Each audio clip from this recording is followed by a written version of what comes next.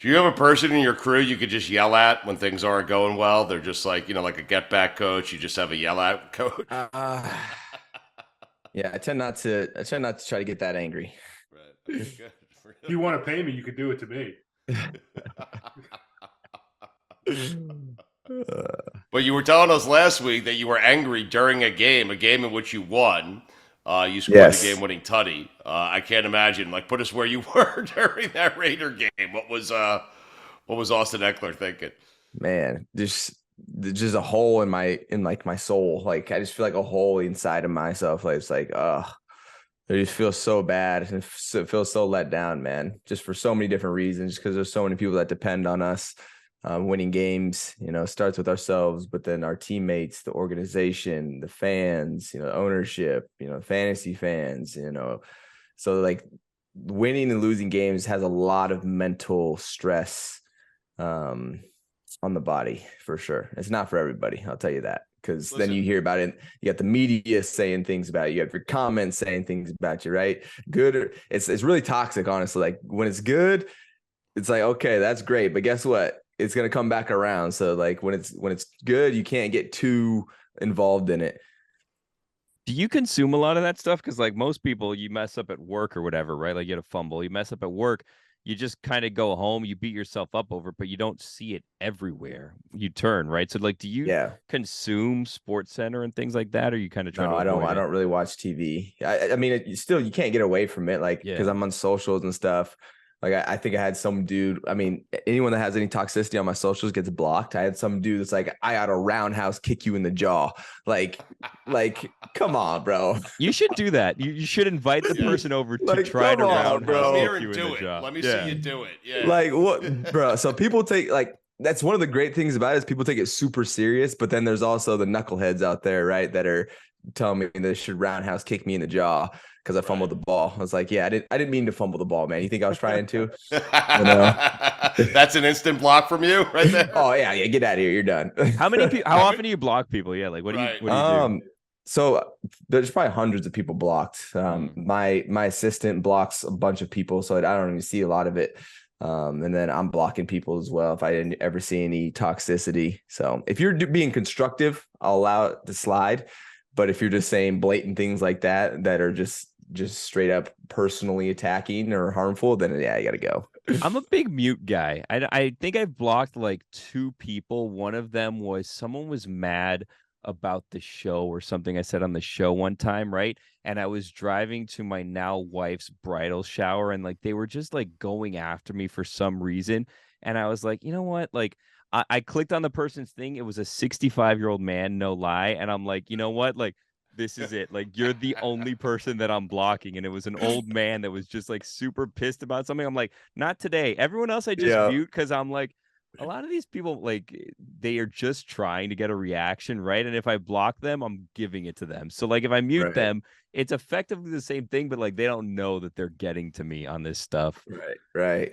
People are emotional. I mean, we're people too as players. Like we're emotional too, right? And so people just, they think, Austin did something. He didn't win me my fantasy, or he didn't win me my bet that I put on him. Like, and so they get super emotional. And they take it out on whatever they can see, in front of them. Like, socials is one of the main places now because they can just be keyboard warriors. So it's something you got to deal with.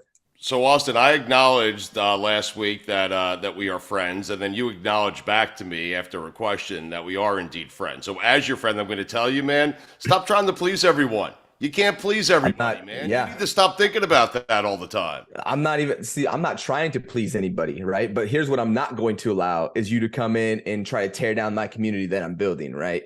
I'm not trying to be your friend and make you happy, things like that, right? That might be a result of my actions that I go out there and do, and I hope it is. But I'm not trying to make you be an Austin Ekeler fan. I'm just really speaking my mind and going on my own journey. I feel like Austin, you're doing a good job of being like the baby face, like the good guy, like kind of building this up, giving people like motivational things. I feel like towards the end of your career, you need to have like a heel turn where you like become like the bad guy, like just a total asshole. Yeah, just to kind of flip everything on its head. That's worked for some people out there as far as getting some opportunities, because people love controversy. They love the switch up. So I don't know. Maybe consider it. Don't push it Go too sign far. a 1-year though, deal man. with the Raiders. Oh man, start doing my interviews with a sock on my head or whatever, like Kanye's doing. Well, let's not go Yeah, full but Kanye. just don't say anything Kanye's Yeah. saying. That's Oh, it. Don't go that far. That's 2 steps before that. Yeah. Austin, you're a Colorado guy. Do you get excited you didn't go to the University of Colorado, but do you get excited about them bringing in Coach Prime? No, not really, but I think it's very interesting, like just of how much he's been able to stir up in just, a matter of a few weeks. It's going to be very interesting to see how it plays out, because being in Colorado, like I know it's in Colorado. There's a lot of agriculture. There's a lot of outdoor recreational sports, like skiing, snowboarding, hunting, things like that. And so like when it comes to like living there, I feel like you need to have that be a part of maybe your background a little bit. So I'm just interested to see some of these new recruits. I feel like it plays a factor into recruiting, because Colorado CU is not like a big football school, right? So that's why I think it's interesting to see if he can change the culture over there, and how long that would last and how long he'll last there. Billy, what he's saying, and I said this earlier on the show, is Deion's going to be like a fish out of water there. I don't know if Deion realizes that everyone in Boulder is high on mushrooms and listening to the Grateful Dead and Fish. And Austin's laughing because he knows I'm right. It's just, yeah, it's a different culture, right? It's the Midwest, which, not saying anything's wrong with the Midwest. It's just different when it comes to football. In the college, I would say in the college scene, there's some good football schools in the college scene in the Midwest, but I don't know. We'll see how it plays out. Just Colorado hasn't ever been like really a powerhouse football school. And so when you're bringing all these recruits in and trying to change the culture of it, I think he's the guy that could potentially do it. And that's why I say it's interesting to see how this plays out. How'd you get involved with, I was watching Cold as Balls with you and Kevin Hart.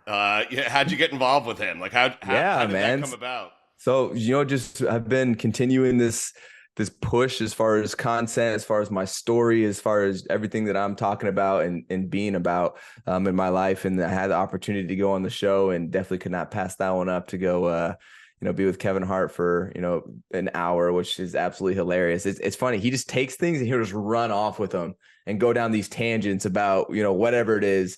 And he's bringing up these analogies, and he's just so quick on the spot to think of all this stuff. It's pretty great.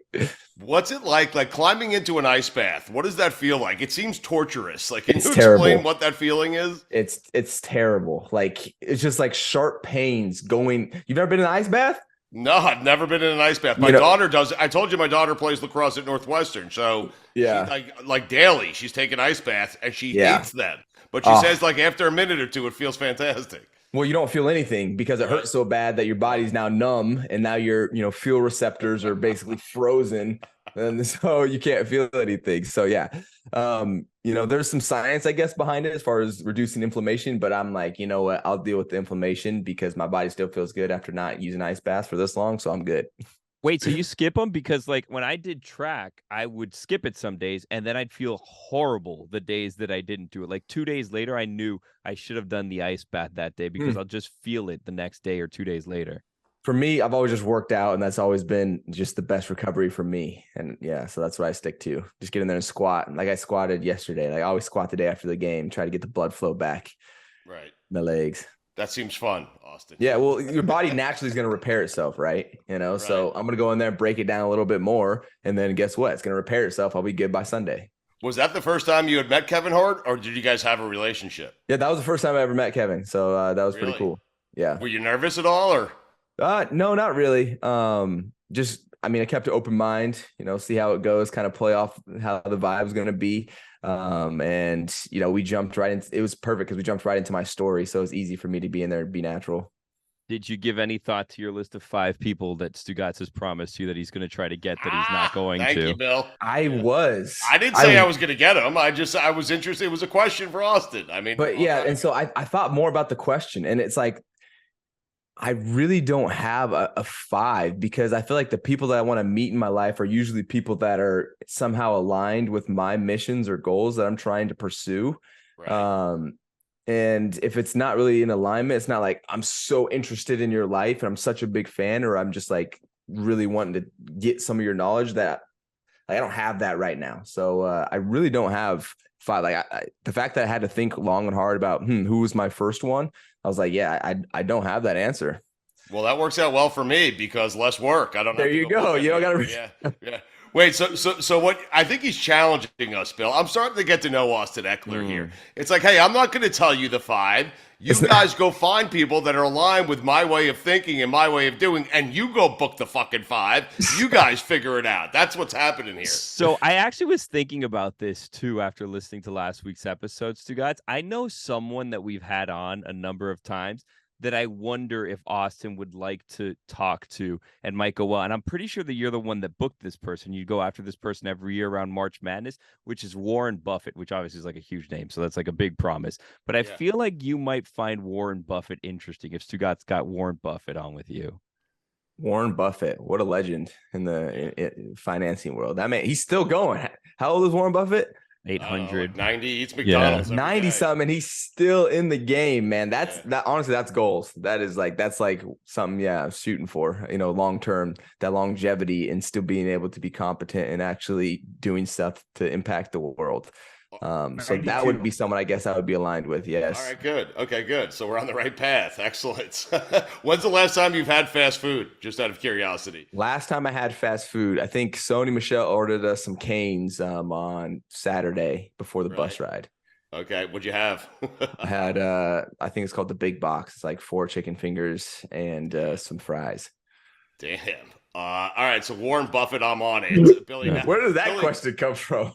Well, because Warren Buffett has McDonald's every single morning, same meal every goddamn day. Yeah. So I was just wondering. You guys had Warren Buffett on? What was that? We had him on a couple years ago, and then he like randomly. I'm trying to remember what company it was that he would send like gift cards, like as a thank you for coming on. It was gift cards for like a night, like TCBY or something. I think it was really strange. Yeah. Nice. Yeah. Much like Austin, who sent us a very nice letter, right? Yes. See, look at that. I'm going to be the next Warren Buffett now. So do you have cheat days, or you're good to like kind of eat whatever you want most times because you just have a good regimen? Yeah, exactly. Like I'm pretty consistent in the things that I eat. My diet is pretty boring. And so when I do have like a fast food meal or like a, higher, sugar fat meal, it's like, whatever. Like it's no big deal. Like, I pretty much eat the same thing every day. And then like my only variety is during dinner. Like I have for breakfast every morning, I have some, diced potatoes and a slice of ham. Right. For lunch, I usually have like a carb, like a rice or noodles and some type of protein. And then dinner, I'll be a little bit more adventurous. Very similar to Mikey A's diet, I got to tell you. Yeah. Pretty much. Look at him, Austin. I have a ham every day, just like you. A ham. Isn't that what you said? That was a good one. Hey, do you like is acting in your future? Is that something because you were great in that episode with Hart, man? Like is that yeah. Not that you were acting, it was a real conversation. I get it. 2 guys in a nice bath and you guys are talking and it's funny and Kevin Hart is a genius, but you're really fucking good, man. I appreciate that. I really do. For me, I would have to have the right role. What role would I be as an actor? I don't know.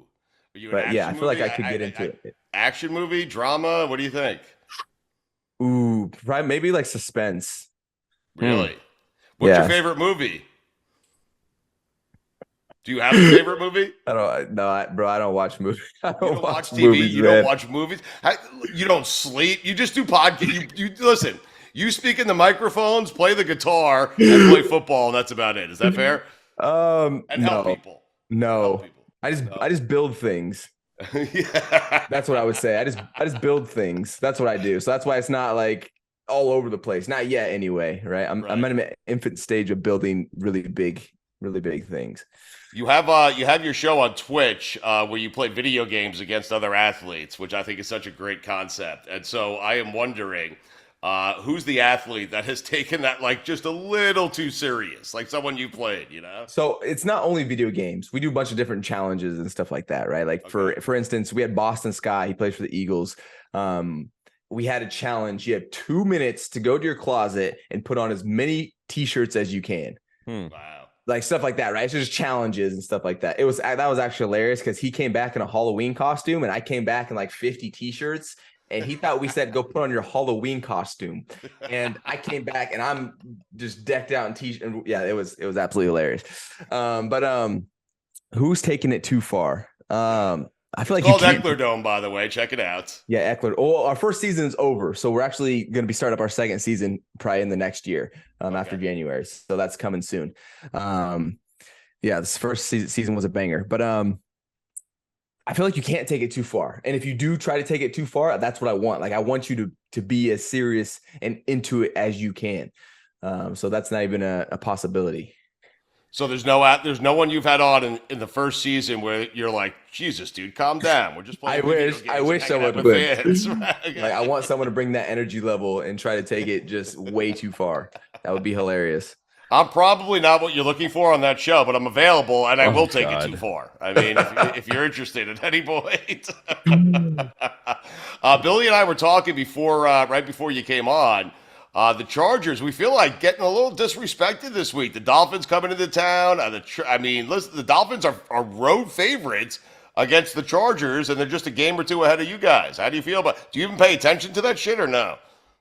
I didn't even know what the favorite was or whatever. Like I can't look at it. Like I don't want to. I don't even watch TV or any movies or anything like that. So I'm not on that those platforms really. But for the favorites, like it don't matter to us. We gotta go out there and play. We gotta go win a game. Right. It doesn't matter if we're a 30-point underdog. We're gonna go out there and try as hard as we can to win the game.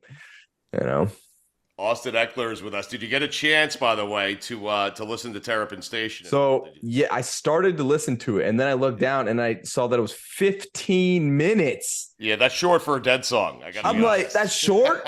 Yeah, I was like, listen, okay. You see that thing live in concert? That 15 minutes will turn into 37 minutes, and the other 22 minutes, they're not even singing a word. They're just they're jamming out. That's your bathroom break time. Like, oh, okay, they're gonna be doing this for the next 30 minutes. Yeah. I'm gonna go to the bathroom real quick. Wait for the good part. Want me to give you a different song, a shorter one? Yeah, preferably not a 15-minute song. I said, how is that even In a a song? 12-minute range, perhaps. Oh my god. Did you enjoy any part of it? Any of the? I listened to the first 2 minutes and I said, okay. Then I tried to put it on times 2 to listen to it, and it was like, okay, yeah, whatever. No, it dawned on me because John Mayer is master class. He's a master class guitarist, and he plays with Dead & Company now. And he acknowledged that that's one of the hardest songs he's ever had to learn. And I asked you to go learn it. I mean, that's ridiculous. Yeah, no chance. No chance. All right. Just remembering 15 minutes of music, it would be extremely difficult. All right, write this one down. Althea, okay? Althea. Althea. How long is that one? It's like it's 13 minutes. No, Come on, man. it's 6 minutes. It's You're 6 killing me. minutes. You're 6, killing 7 me. minutes. Is this also Grateful Dead? They're all Grateful Dead. How do you spell it? What was it? Alf something? Yeah, Althea. Althea. Yeah. What Do you like the Grateful Dead, Austin? Because I No, feel he like doesn't. this is. The Grateful Dead. I feel like I've maybe heard some of their stuff. Okay. I mean, Billy, if he's jamming out on the guitar, he's probably. No. Yeah, I should know how to play it, right? Yeah, come on. Yeah. I mean, But this I'm not seems- saying you should know how to play it, but listen, Althea's shorter. It's a better song. There are more vocals. You'll like it. And I'm interested to see how quickly you can pick it up because I think you can. Go ahead, Bill. No, respectfully, the Grateful Dead seems like a 50-year-old stoners band. You know what I mean? Like I don't know that this is Austin's speed. Yeah, it's Boulder, Colorado. Yeah. Good one. Nice. What are you doing right now? Like, are you checking it out? I'm looking at Grateful Dead. Yeah. You are. See if I know any other stuff. Okay. You probably don't. I mean, Touch of Grey, maybe something like that. No, I don't think I know any of these. Okay. Did you, That's great. Austin? We talked about gamers a little while ago. Did you think the Kyler Murray thing was ridiculous? That there was that whole controversy where they threw into his contract that he couldn't play or that he had to have a certain amount of study time or whatever because they were worried about all the video games he was playing. Didn't they take it out? I think They took it out, but They ended up taking it out after they got a bunch of flack for putting it in. Yeah, I don't think that's allowed. Right. But yeah, I mean, look, all of us have a different way of going about the season, and I mean, you can't control someone's personal life for your personal gain. I feel like that's where it's like, this is crossing a line. if he is playing too many video games and stuff like that, too many, right? Who's to say it's too many or too little? I honestly don't know. Like, I don't know the situation well enough to dive in and be like, yeah, he needs to chill, or like, because at the end of the day, is he performing or is he not to what you're expecting and to what he's expecting? That's what it comes down to. And then is the video games the culprit? I don't know. Well, and on top of that, it seems like there's a lot worse ways he can be spending his time than playing video games. Yeah, for sure. Right. That's a good point, Billy. He's not really, like Austin, he's not doing, in the grand scheme of things, playing video games seems pretty benign, in terms of some of the things that athletes and people in general do, Yeah, I feel like it's almost, I mean, that's not even almost, that's like part of like the culture nowadays in the younger generations. Like, video games is huge, right? It's a massive part of society, and especially in the younger generation. So what do you like about video games? What do I like about video games? Wow. I feel like so I play a lot of strategic games. So like challenges me, and I'm also competitive, but it's a way I can compete and also kind of disconnect, but have it be really low key, and like there's no stakes in it, right? It's just really for my pride and stuff like that. So yeah, man, I feel like video games is like a way for me to get away. And just have a time to hang out with the boys, right? And like, we're competing, we're hanging out, we get to talk, like it's social. So it's really just all fun. Austin, we'll get you out of here on this note. We enjoy this every single week. Althea, check it out, Grateful Dead. Got it. I am wondering though, like headed into this season, what was your personal expectation for this team? Because you seem down, man. I want to lift you up. Like, you seem a little bit down because maybe the team's not performing as well as you thought it would. I try not to get too up or too down. Kind of try to stay, I would say, more on the salty side. So maybe more on the like, hey, we need to get better side. Like, if there was a line and like one was up, one was down, probably below that line in the middle, where it's like, I feel like I always have a pressure on myself that pushes me forward. And I think that's because I just expect a lot from myself and the team. But the thing is, I can only control what I can do and then my leadership. And so for me, I'm always going to be pushing this team because I have to. I have to push this team so that we can get the best out of ourselves. It doesn't mean it always is going to happen, but we have to have guys on the team that no matter what happens, they're believing in each other and keep each other together. So for me, what are my expectations?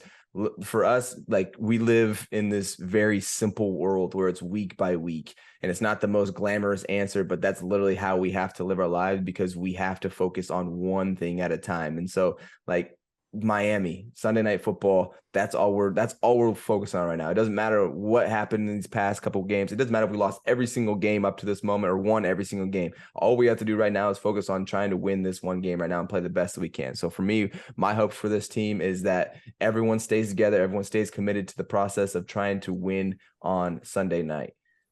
All right, we're a Miami-based show, so if you want to give us a little material here, feel free, Austin, to guarantee victory over the Dolphins. Go ahead. Yeah, look, I can't guarantee victory, but I can guarantee I'm putting everything on the line to try to whoop their ass. Wow.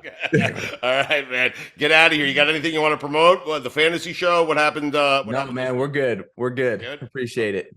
All right, man. All right, good stuff, boys. Thank you. I want to hear it, man. All right? All righty. We'll see you, boys. Take a stab. Thanks, Austin.